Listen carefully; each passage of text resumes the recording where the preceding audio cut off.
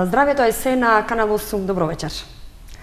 Лесната кршливост на костките е предизвикана најчесто од остеопорозата.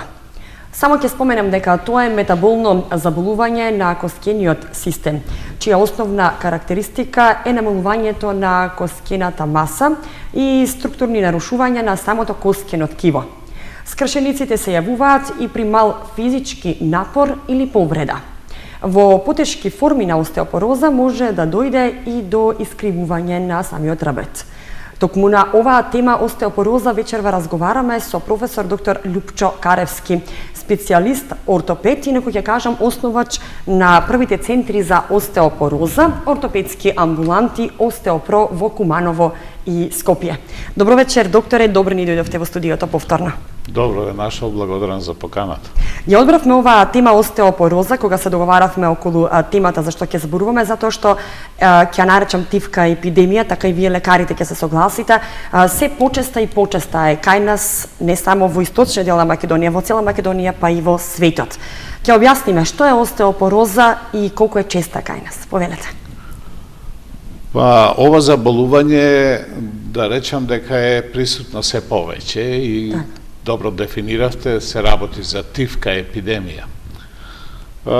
Пред се остеопорозата, во вашиот вовет одлично објаснивте дека се работи за намалена густина на коската, промени во структурата на самата коска и бидејќи таа не може да носи веќе поголеми оптоварувања или вообичаени оптоварувања, доаѓа до нејзино кршење, што е директна последица на дијагнозата остеопороза. Значи, она што ние најмногу се плашиме, секогаш и ја лекуваме, ќе видиме подоцна остеопорозата, тоа е прашањето да ја вратиме нејзината цврстина, густина и распоред, организација на тоа ткиво, бидејќи коскениот систем е предуслов за зглобниот систем да функционира, а тоа е предуслов човекот да се движи. Гледајќи така, прашањето на остеопорозата е светско прашање, не е само македонско, да речем, и нашите искуства и размена со големите истражувачки центри, ние сме мала земја, но еднакво ја пратиме таа состојба, Македонија не е поштедена од остеопороза.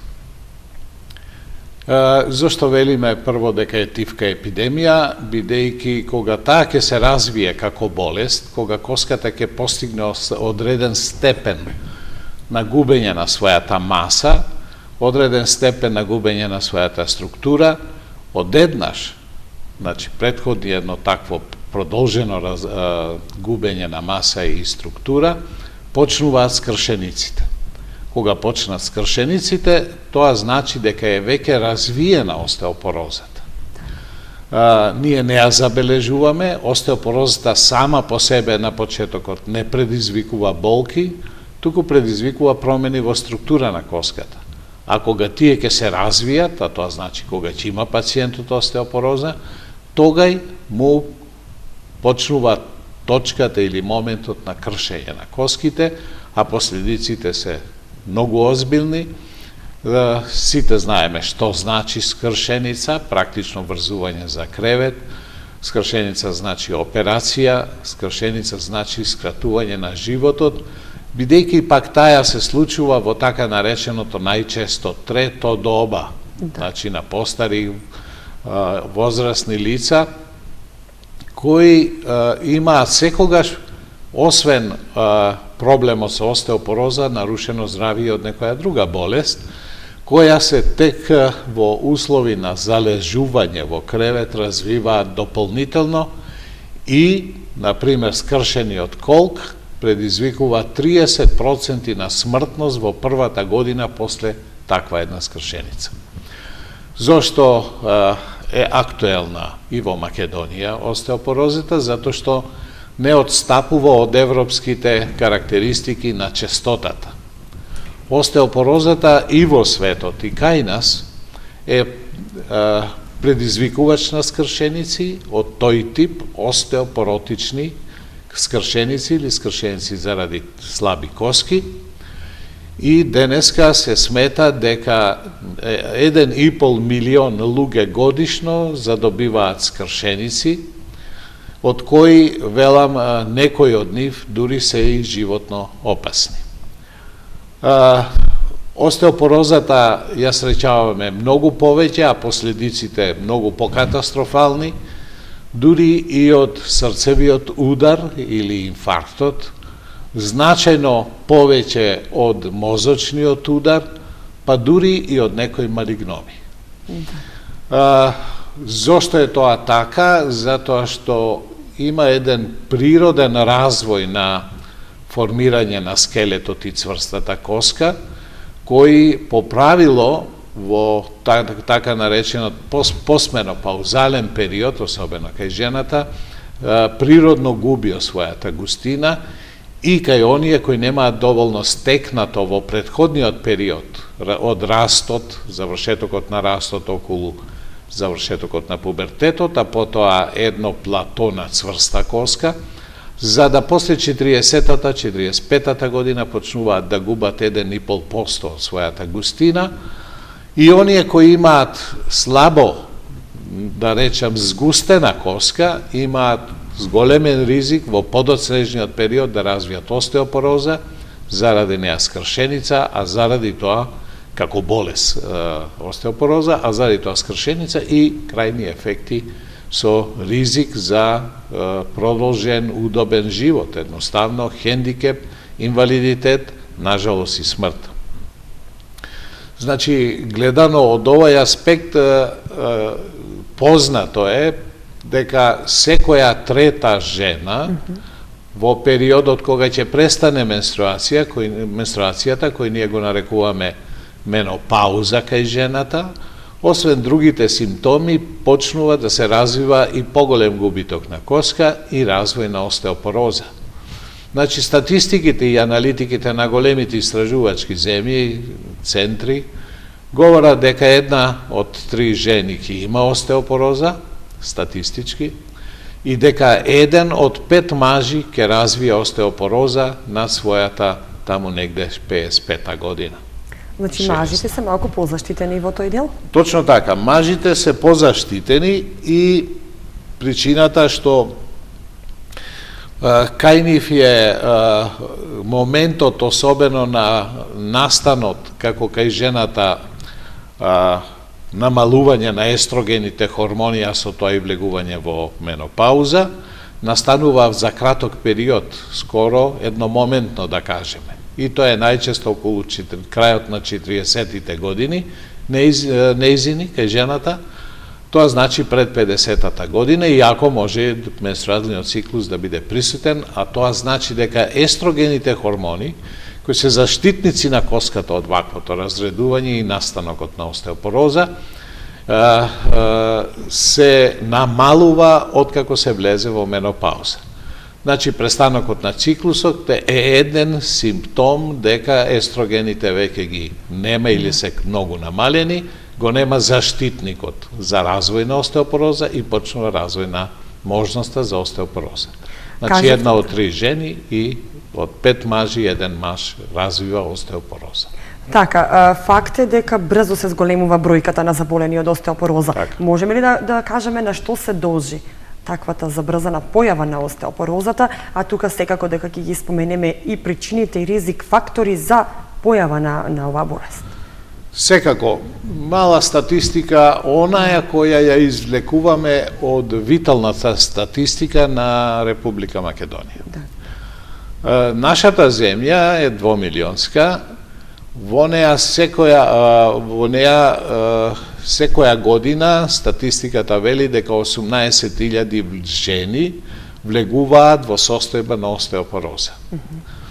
Од тоа се извлекува заклучокот дека третина од нив ќе имаат остеопороза, па аналитиката на основ на ваквата витална статистика, пол мажи жени во Македонија, произлегува дека во моментов Македонија има 127.000 жени со постменопаузална остеопороза.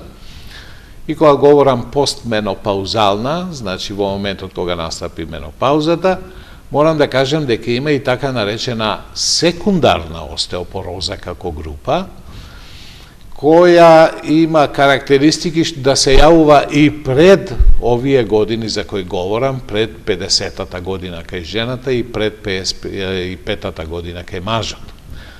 Овие други, така наречени секундарни остеопоротични проблеми се јавуваат кај многу, например, заболувања, состојби кои се поврзани со скелетот и коската.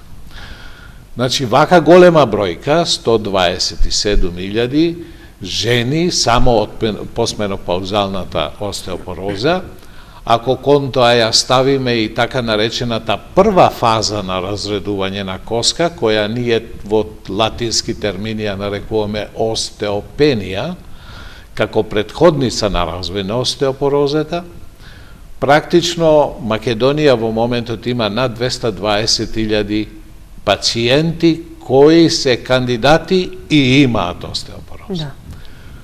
Ваквата загрижувачка бројка е резултат на виталната статистика, иако од преди негде 5 години го отворивме или го регистриравме, како председател се добро сеќавам на тој момент, на председател на Друштвото за применета дензитометрија, методот со кој се мери остеопорозата, кој денеска е меѓународно регистрирано друштво во Интернационалната фондација за остеопороза. Како председател имав можност да ги соберам последните податоци за состојбата во светот. Например, многу податоци говорат дека остеопорозата како состојба и болест е уште поразвиена кај азијатското население. Значи, азијатите скоро двојно повеќе имаат остеопороза од европјаните. Од друга страна, европјаните во еден момент имаат преку 120 милиони остеопоротични и остеопенични пациенти кои мора остеопоротичните да бидат под тераписки надзор и процес на лекување. Секој 30 секунди настанува во Европа една скршеница од остеопоротичен тип. Дали е тоа на типичните скршеници, а типични скршеници ќе говориме подоцна, почнувајќи од најризичниот колкот, а најмногу или половина од сите остеопоротични скршеници се на рбетот. Значи, централно почнува да се оштетува коскениот систем, иако зафатени се сите коски, од најголемата до најмалата. Зошто вака вашето прашање се развива и во Македонија и се зголемува бројот и е епидемиски? Тоа се должи од оние фактори и причини за кои исто ќе говориме, кои се поприсутни. Првата работа е многу намалениот активитет на човекот во стилот на живеењето, број 1. Број 2 е продолжување на животот кај човекот. Значи, ако животот се продолжил само за 10%, зголемувањето на остеопорозата ќе се зголеми за нови 20%. Ако ние се предвидува во светот дека 2050 година, во однос на 2000 година, двојно ќе има поголем број на луѓе постари од 50 години, тоа ќе зборува значен и во статистичките аналитики ризик од развој на остеопороза. Оттука ова прашање за Македонија не е само како бројка изнесено и да се припремиме за борба со болеста, туку уште поважно е што станува и социоекономско прашање, не само медицинско, бидејќи колку повеќе скршеници, толку повеќе операции, толку повеќе продолжени болнички скапи лекувања, поголема губиток на инвестиции за имплантати, вештачки колкови, плочки, шрафови. И второ, воведување на нови техники на хирушко лекување на оние остеопоротични скршеници, кои денеска се лекуваат со методи со додаток на цементи, на специјално дизајнирани плочки, со друг тип на пристап во лекувањето.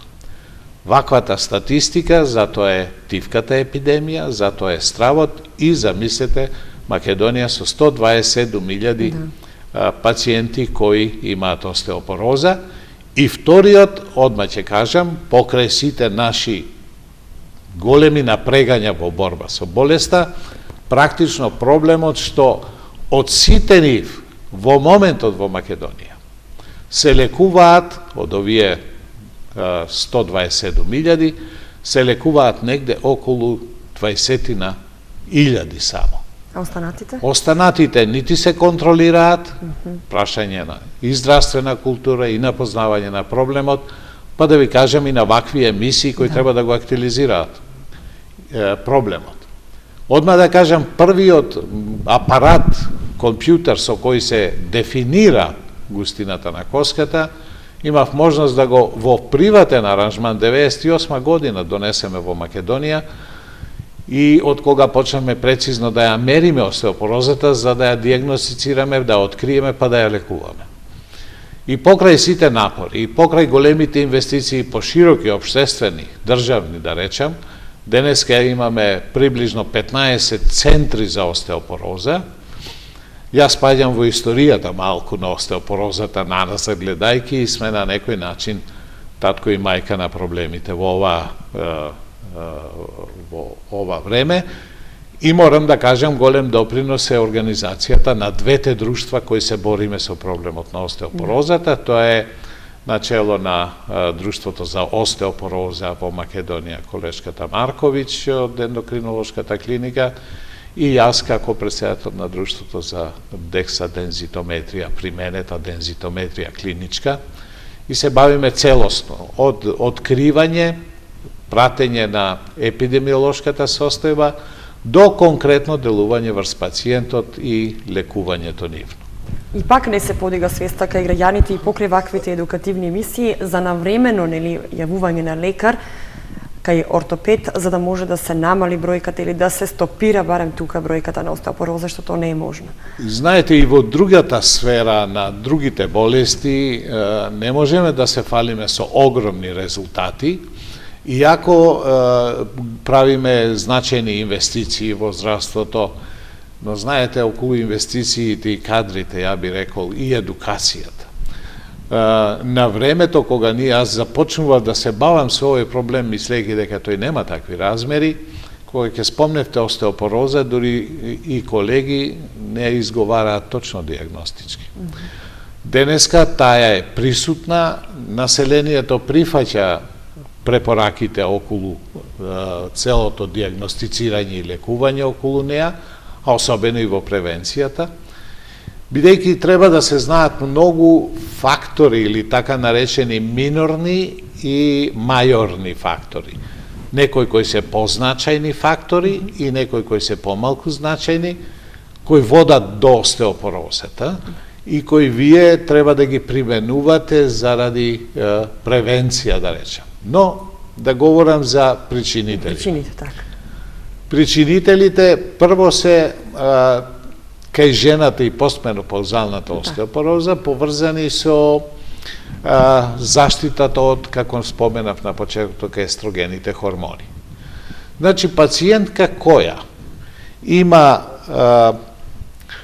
подоцна добиено менструација и пациентка која пред време, значи под 50-та година подалеку, да речам дури и на 40 години нема менструација или ја изгубила, е првиот фактор што може да се спомене како важен фактор. Вториот и битен фактор, а тој анамнестички ние стално го бараме кај пациентот, ако ќерка, односно мајката имала остеопороза или скршеница заради остеопороза, тога треба да се очекува за генетскиот код, да речем, на ќерката, да се очекува дека е можност кај неа повеќе или почесто него на трета жена да има остеопороза. Понатаму, важен фактор се секако стилот на исхраната, која е поврзана со доволен внес не само на протеинска исхрана, месо, масти, шекери и протеини, особено протеини важни, туку и внес на калциум и она што е денеска не само ново откритие на гледањето на витаминот Д, него е промена и во тераписките дози и пристапи во прашањето на витаминот Д, кој обезбедува внесениот преку уста калциум да биде транспортиран до коската и да ја густи истата. Значи, витаминот Д има огромна значајност и просто секој наш конгрес и стручно видување е поврзано со некои истражувања околу тој проблем на зголемени дози, потреба зголемени дози на витаминот Д. Многу други фактори има кои исто така влијаат. Денеска сме се повеќе така наречени седентерни типови. Што тоа значи? Значи, користење на далинското управување, станување, долго седење на компјутери без да се размрдате, да речем, кратко движење, бавење инцидентно со континуиран спорт и така натаму. И одма да кажам колку е тоа важно. Замислете, дури обичното одење на пациентот-пациентката ја зацврстува коската. Значи и прошетката е стимулација да се ствара коска која никогаш нема да биде структурно променета и помалку густа, за да спонтано се крши дури. Значи движењето. Прво исхраната, потоа рековме движењето. Но и некои навики. Например, пушењето го зголемува ризикот. Пиењето алкохол исто така. Меѓутоа и земањето на некои лекови. Например, позната е кортикостероидна остеопороза. Но тоа се пациенти, например, астматичари.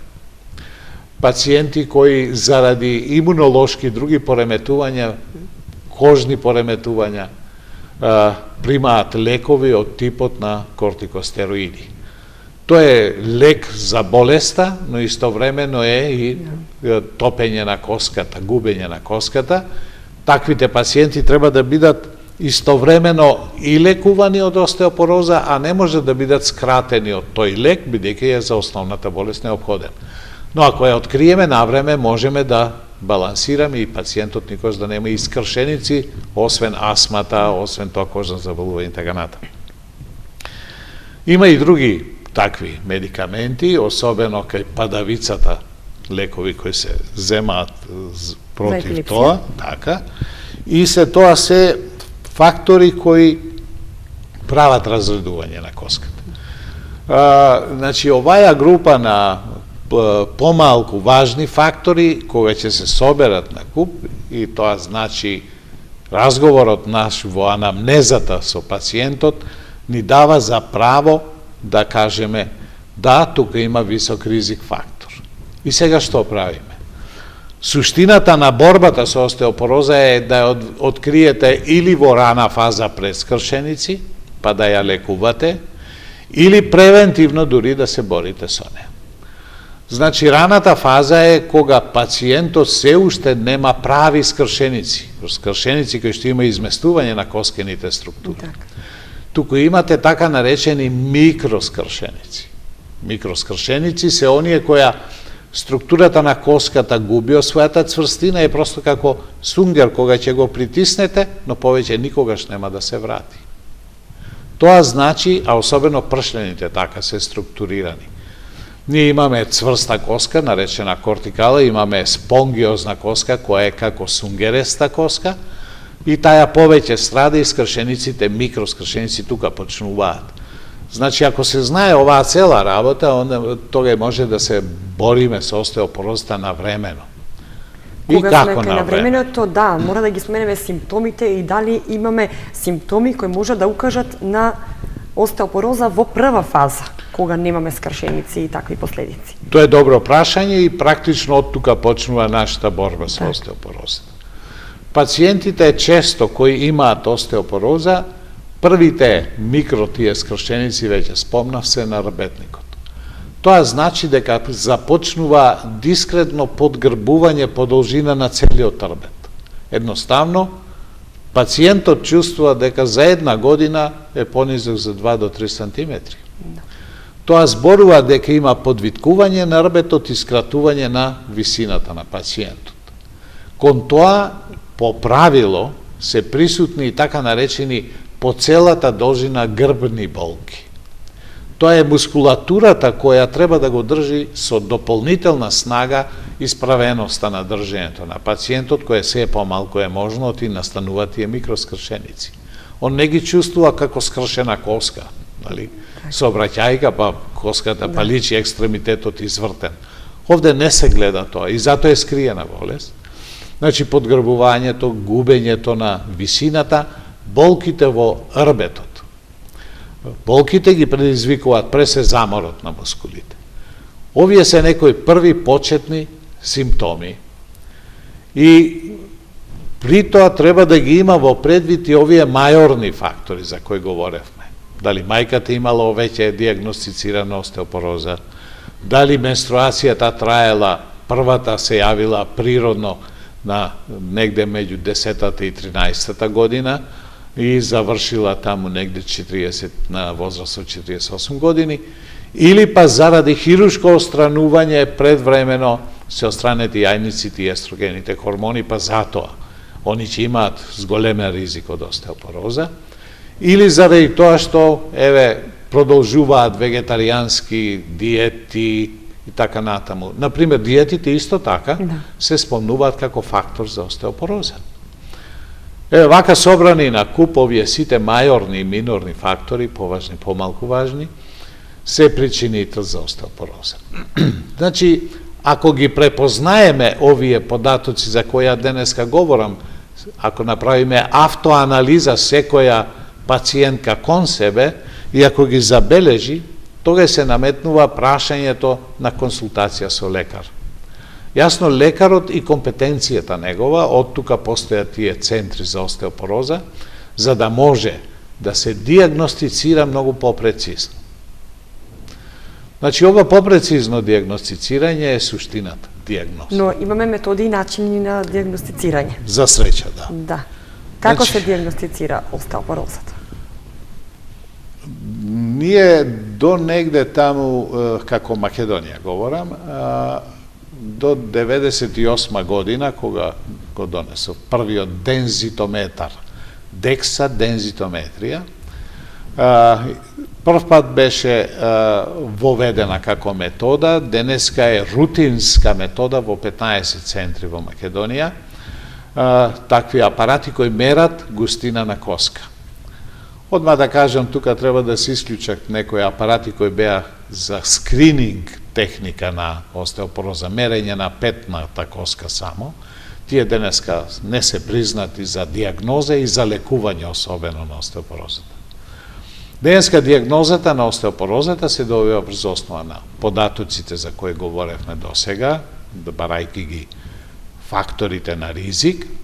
Втората работа е дексадензитометар. Дексадензитометар е софистициран апарат со символично зрачење, практично непостоечко за пациентот. Пациентот се озрачува кога прави едно снимање, практично како да летал со авион час и половина, 2. А тоа нема никаква директна штета.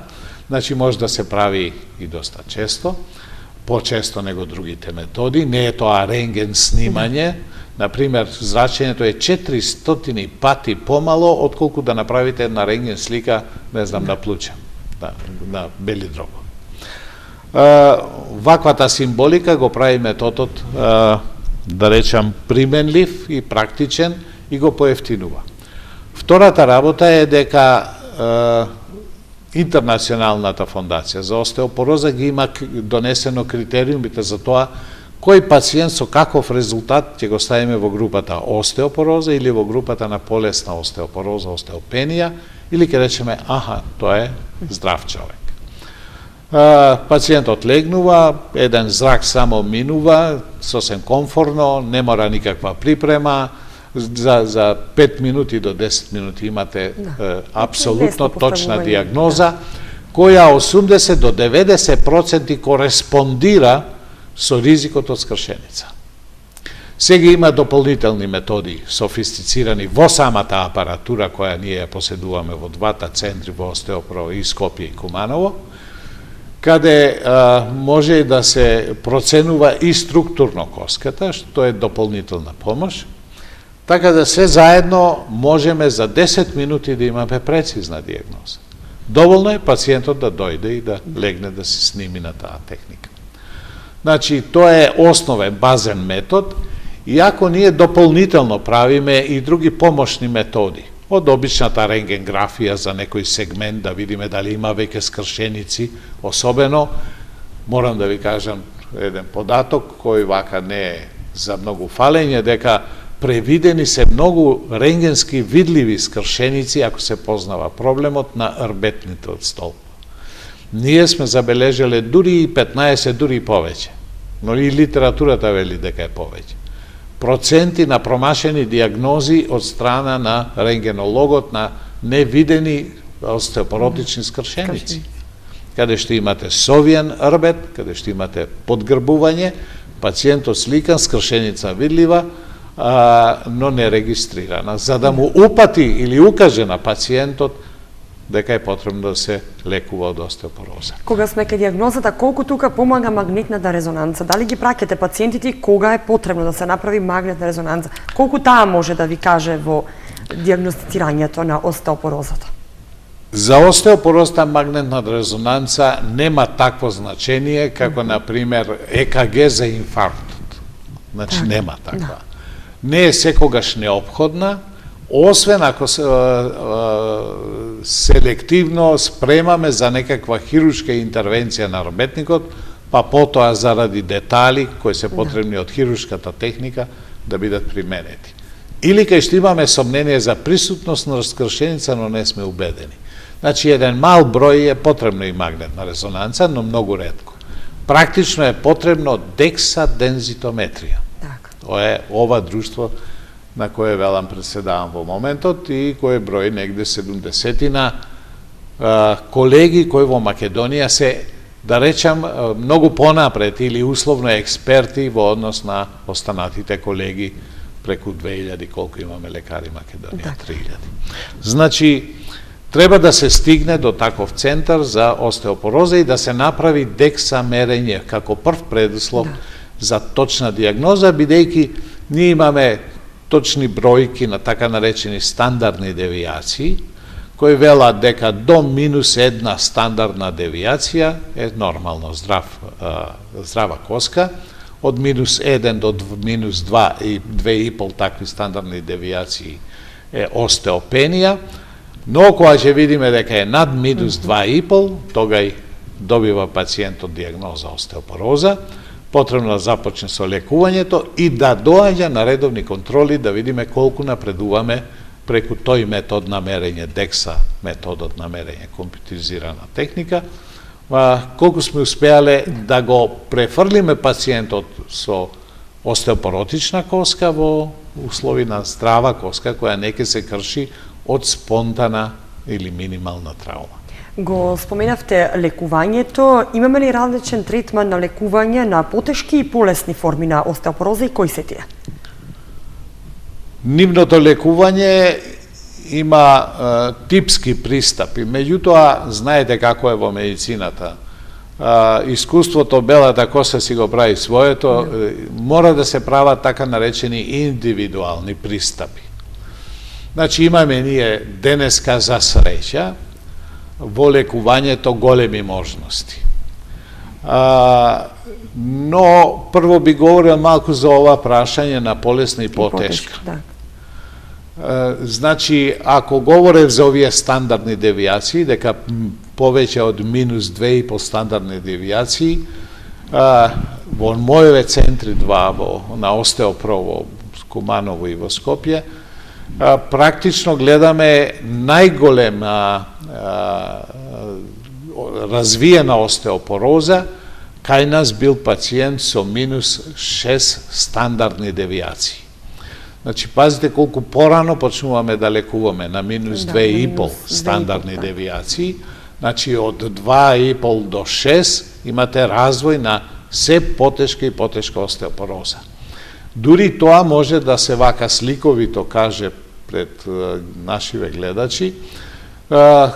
Едниот пациент кој е на границата да има остеопороза, ризикофакторот е, да кажеме, 1,5-2 пати зголемен за скршеница кога има таквата остеопороза, додека ризикофакторот за таја шеска, -6, тешка остеопороза, е негде 10 пати. Тоа е огромна разлика и затоа е навременото откривање и лекување на остеопорозата клучен фактор. Значи, гледано од овој аспект, навременото откривање, дури во фаза пред да се развие остеопорозата, е многу важна работа, па од тука ние правиме скрининг метод на мерење на остеопорозата, таму каде што имаме ризик фактор, а никаков симптом. Тоа е најдоброто време, а бидејќи пак кај жените знаеме дека е тоа времето на менопауза, на почетокот на менопаузата пациентката треба да направи едно DEXA снимање. И зависно од тоа што е наодот, закажувањата за следното, за да имате компаративна можност, е обично за година до 2.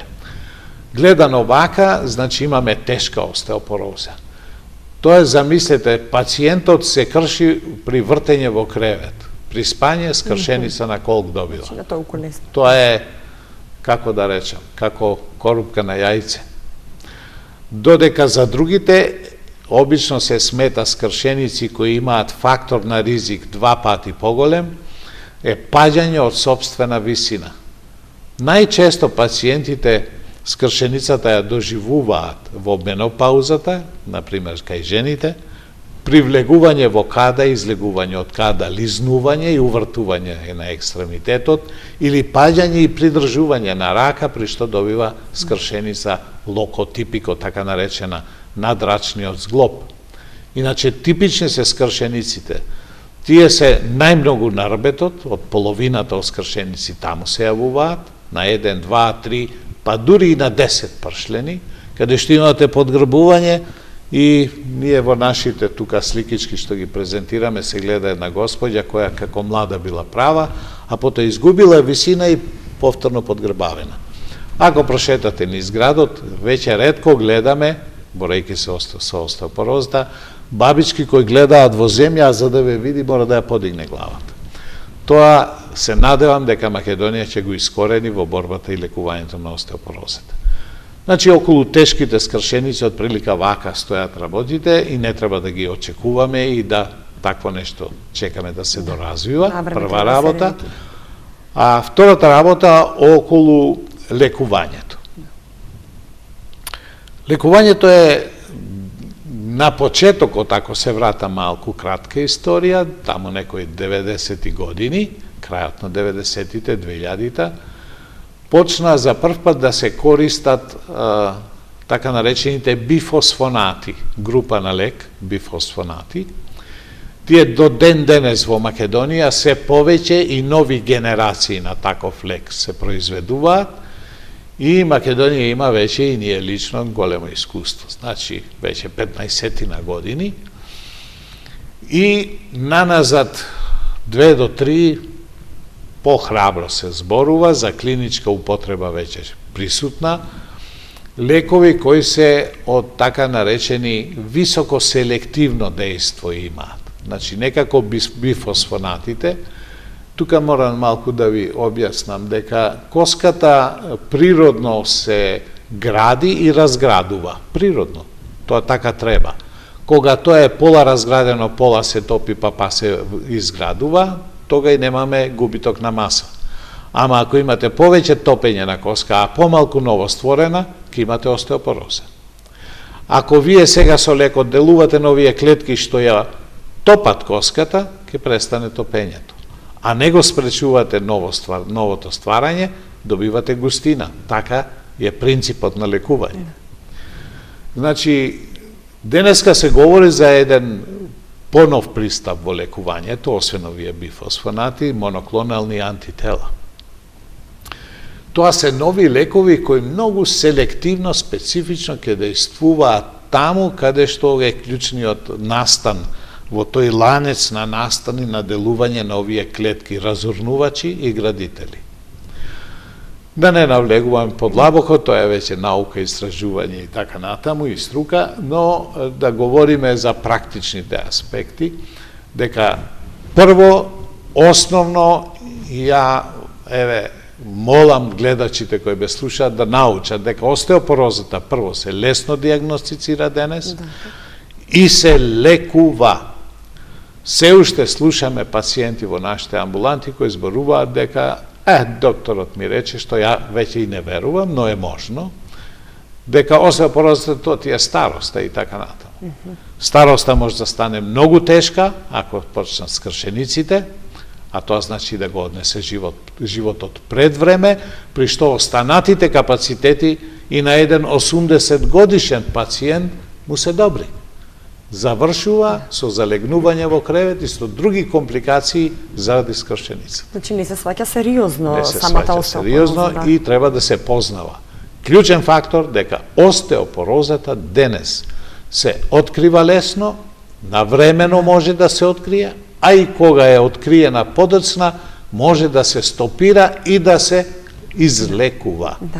Тоа е онак порака која мора да остане во главите на нашите пациенти кои не следат.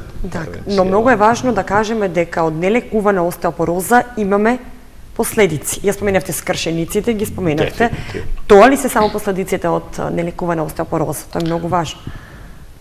За среќа тоа се доминантните последици, од нив произлегуваат компликациите.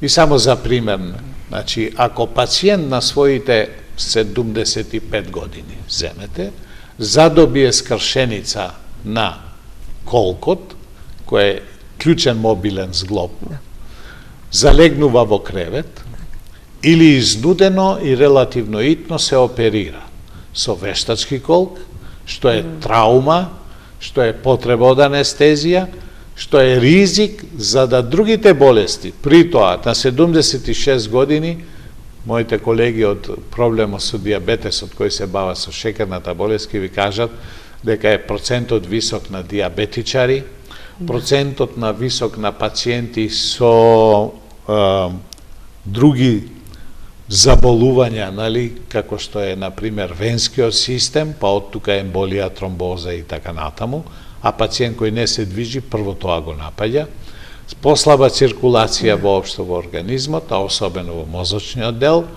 па почнува страдање на менталниот сегмент на човекот и едноставно човекот 30% оние со скршеница на колк во првата година завршат смртно.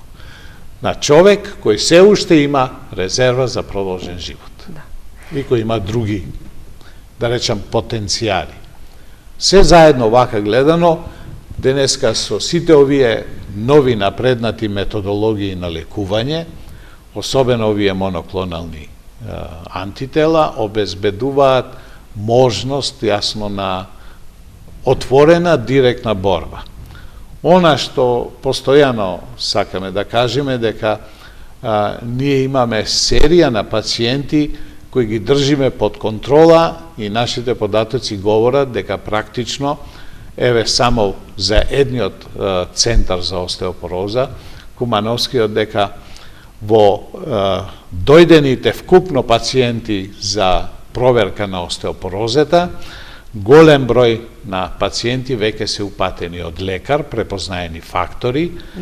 Од нив повеќе од 60% од нив немаат скршеница, а дошле да проверат остеопороза, што е многу важно. Од оние пак кои се мерени, само 30% имаат остеопороза. И ја денеска сум среќен после 15 години борба со остеопорозата, во форма на организирани стручни друштва, во борба во комуникација со пациентите и така натаму, ширење на оваа здравствена свест за проверка на остеопорозата, денеска имаме негде само околу 6% тешки остеопорози од вкупната остеопороза. Значи се држи под контрола. Се држи на некој начин. Она што не загрижува, ќе се вратам на почетокот, тоа е проблемот на потребата на времено да се исконтролираат овие кои не се лекуваат или досега не се контролирале пациентки. Скоро половината од овие спомнати 127.000 не се контролирани. Так. А се очекува по витална статистика дека ги има. Кратко, докторе, околу крајот на емисијата за превенцијата на остеопороза. Иако во причините и ризик факторите споменавте, физичката активност, пушењето, исхраната и така натаму, генетскиот фактор, но начинот на превенција сигурно дека мора да го споменеме, освен оние скрининг методи кои ги споменавте, кои се исто така многу важни. Значи, познавајки го се ова што во една кратка емисија успеавме да го пренесеме, трансферирање на гледачите, е практично борбата со овој проблем да почне навремено. И тука малку изгледа смешно, но вистинито. Борбата со остеопороза почнува од раѓањето. Зошто? Затоа што детето веднаш што ми излезе од мајката на овој бел свет, има брз динамичен раст. Тој брз динамичен раст е и стварање на коскено ткиво.